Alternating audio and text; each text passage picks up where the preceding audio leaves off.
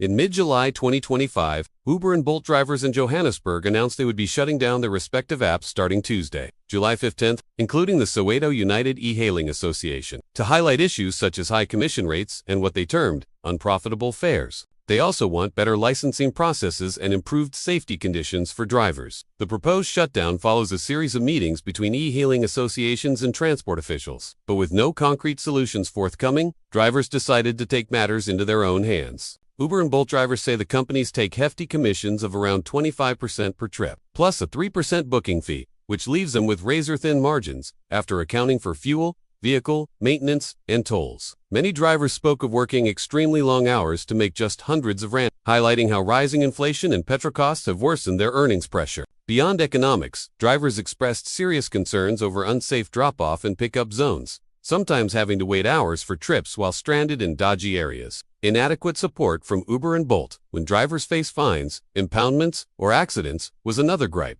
Some drivers even went as far as demanding formal industry regulation to ensure their protection on the job. Adding fuel to the fire, a 2-year backlog in the Gauteng licensing system has meant that many drivers have been unable to get legitimate permits while still being fined or impounded as a result. If many drivers switch off their apps, users in affected areas like Johannesburg, Gqeberha, and parts of KZN may struggle to get rides.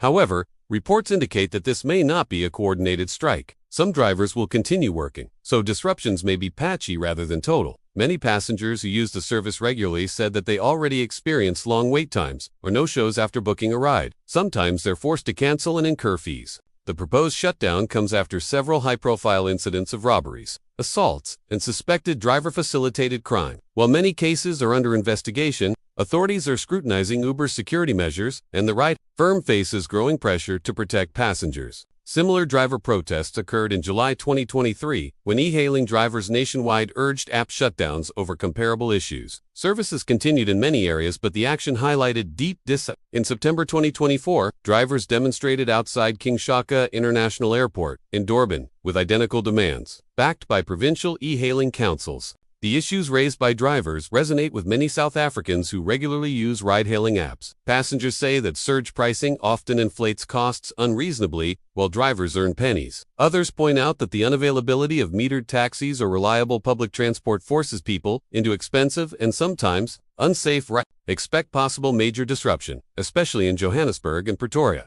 Always have a backup plan. If you depend on these services, pre-book a local taxi transfer or ensure your office or accommodation has backup transport arranged.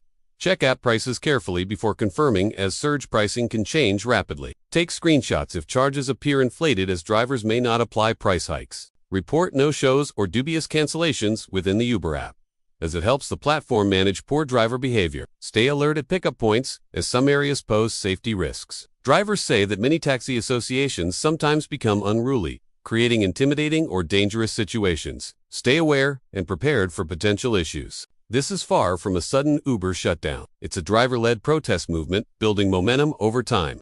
As of mid-July 2025, there hasn't been a company-wide termination of Uber's South African operations. Instead, drivers are pushing for serious reforms, including a complete overhaul of the fare structure, fairer commission structures, greater transparency in licensing requirements, and overall improved safety measures. Whether Uber or Bolt will meaningfully respond remains unclear. But until then, users should brace for possible service disruptions, exercise caution regarding pricing and safety, and consider alternative transport options if overly reliant on ride. While there's no permanent exit by Uber from South Africa, the threat of operational disruptions in major cities driven by driver dissatisfaction with pay, safety, and regulatory shortcomings is very real. Stay informed, take precautions, and monitor local reports closely at the beginning of August for updates. Let me know if you'd like help finding alternative transit options in a specific city or area. Thanks for watching.